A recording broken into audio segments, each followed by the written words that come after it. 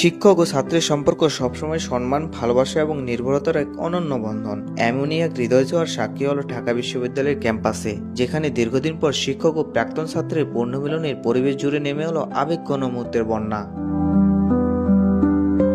মধুর বিকেলে শিক্ষক ও ছাত্র মিলে নানা গল্পে যেন মুখরিত হয়ে উঠেছে ক্যাম্পাসের আগিনায়। পুরনো সেই স্মৃতির মধ্যে ফিরে গিয়েছে আড্ডায়। মোহাম্মদ রুহুল আমিন, তার স্বপ্ন বিসিএস ক্যাডার হওয়া। তবে সেই স্বপ্নকে বাস্তবায়ন করতে তিনি পাশে পেয়েছেন তেমনই একজন শিক্ষক, বিদ্যুৎ কুমার রায়কে। শিক্ষক ও ছাত্রের মধ্যে দেখা যায় এ যেন এক বন্ধুত্বের বন্ধন। দেখা যায় তাদের মধ্যে আত্মত্যাগের মিলন বন্ধন। শিক্ষক বিদ্যুৎ কুমার রায়, তিনি একজন পাবনা জেলার ভাঙ্গুড়া উপজেলার গর্বিত বিসিএস কর্মকর্তা। বর্তমানে তিনি সরকারি এক মন্ত্রণালয়ে কর্মরত রয়েছেন। দেখতে খুবই সাদামাটা, শুধু বললেই নয়, নিরহংকার এবং সাদা মনের মানুষও বটে। বিদ্যুৎ কুমার রায়ের সঙ্গে কথা বলে জানা যায় তিনি ছিলেন একজন দরিদ্র পরিবারের খুব সাধারণ ছেলে। নিজের চেষ্টা আর রাত জাগা বাস্তব রূপে নিয়ে যেতে পড়াশোনা শেষ করেছেন রাজশাহী বিশ্ববিদ্যালয় থেকে। বিশ্ববিদ্যালয়ে তিনি পেয়েছেন বন্ধুসুলভ শিক্ষক। সেই শিক্ষকের হাত ধরে পেয়েছেন নানা ধরনের প্রেরণা। ফিল্ডটা আইছে আমার স্যারের কাছ থেকে, কারণ কিছু স্যারের কাছ থেকে আমি ডিনাইড হয়েছি, আর কিছু কিছু স্যারের কাছ থেকে আমি প্রেজ হয়েছি। প্রেজগুলো আমি গ্রহণ করছি, ডিনাইডগুলো আমি গ্রহণ করি নাই। আর সেই প্রেজটাই হাজার হাজার মানুষকে নেতৃত্ব দিচ্ছে, কোটি কোটি মানুষের উপকারের জন্য আমার চিন্তা করলে কাজ করছে, যে আপনারা সামনাসামনি দেখলেন আর কি। আমি চাই যে একজন শিক্ষক তার ছাত্রকে তার ডাকে আনবে, বিভিন্ন কথা গল্প করবে, শেয়ার করবে, অভিজ্ঞতা করবে।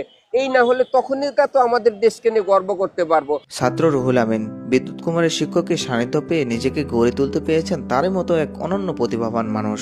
রুহুল আমিন বলেন, আমার জীবনে অনেক স্বপ্ন ছিল, আমি বিশ্ববিদ্যালয়ে পড়বো এবং বিসিএস ক্যাডার হব।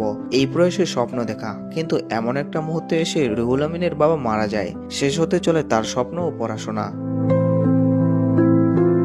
বিশ্ববিদ্যালয়ে ভর্তি পরীক্ষায় তুলতে পারেনি ফর্ম, সেখানে থেমে থাকেনি তার জীবন। ভর্তি হয় পাবনা সরকারি কলেজের পদার্থবিজ্ঞান নিয়ে, যেখানে সান্নিধ্য হয় শিক্ষক বিদ্যুৎ কুমার রায়ের। একদিনের প্রেরণায় রুহুল আমিন খুঁজে পায় তার নিজের প্রতি বিশ্বাস ও আস্থা। তখনই সে চলে যায় তার শিক্ষকের কাছে, বলেন, আমি আপনার মতো হতে চাই। কি করলে এত দূরে যাওয়া যায়? নিতে থাকে জ্ঞান অর্জন, শুরু হয় বিকাশিত প্রতিভা। শুনুন রুহুল আমিনের মুখেই।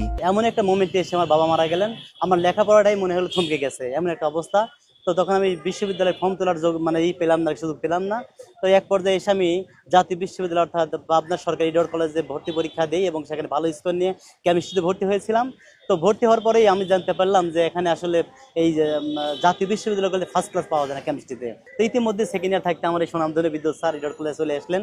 তো স্যারের একদিনের বক্তব্যেই আমার মনের মধ্যে এমন সেই সুপ্ত প্রতিভা, সুপ্ত চেতনা এমনভাবে উন্মোচিত হইলো, মনে হলো আমার দ্বারা সম্ভব একদিনের বক্তব্য শুনেই। তখন আমি স্যারকে বললাম, স্যার আমি ফার্স্ট ক্লাস পেতে চাই বা আমি বিসিএস ক্যাডার হতে চাই, আমি আপনার মতো এত বড় হতে চাই, কি করলে করবো স্যার? তখন স্যার আমাকে বললেন যে রুহুল আমিন, আমার কথা তুমি শুনতে পারবেন না, কারণ আমার থিওরি অনেকেই নিতে পারে নাই। তখন আমি স্যারকে পা জড়া ধরে বলছিলাম, স্যার আপনি যা বলবেন আমি তাই শুনবো। শিক্ষক বিদ্যুৎ কুমারের সান্নিধ্য পেয়ে রুহুল আমিনের ঘুরে যায় গল্পের মোড়। এভাবেই চলতে থাকে তাদের আনন্দময় জীবন। হয়েছেন তিনি একজন প্রভাষক। বর্তমানে পদার্থবিজ্ঞান নিয়ে ঢাকা বিশ্ববিদ্যালয়ে পিএইচডি করছেন।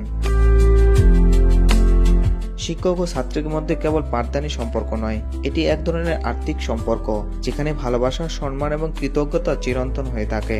এমন মধুর মিলনের মুহূর্তগুলো আমাদের মনে করিয়ে দেয় শিক্ষকের প্রভাব কতটা গভীর ও দীর্ঘস্থায়ী হতে পারে। সুশান্ত দেবনাথ, রূপালী বাংলাদেশ।